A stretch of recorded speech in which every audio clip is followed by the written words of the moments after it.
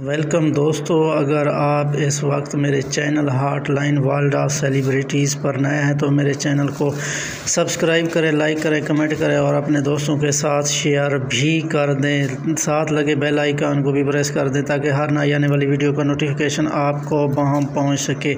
हाँ जी दोस्तों, आपका टाइम ज़ाय किए बगैर चलते हैं वीडियो की तफसील की जानिब। जी दोस्तों, हम बात कर रहे हैं सारा बुखारी की, जो कि पाकिस्तानी एक्ट्रेस हैं और मॉडल भी हैं, जिन्होंने काफ़ी सारे पाकिस्तानी उर्दू ड्रामों में और फिल्मों में काम कर रखा है। हाँ जी दोस्तों, इस वक्त आप मुलाहिज़ा कर रहे हैं लॉलीवुड की अदाकारा सारा बुखारी, जिनका ताल्लुक़ पाकिस्तान से है और इन्होंने अपने कैरियर का आगाज़ शोबिज़ की दुनिया में आकर किया। तो अपने इन कैरियर के दौरान तरक्की की बुलंदियों को छुआ। जी हाँ दोस्तों, ये है सारा बुखारी। अगर इनकी मज़ीद तफसीलात जानना चाहते हैं तो इस वीडियो के दोस्तों, उम्मीद है आपको ये वीडियो पसंद आई होगी। तो आप लोगों से एक छोटी सी दरख्वास्त है कि आप मेरे channel hotline world of celebrities को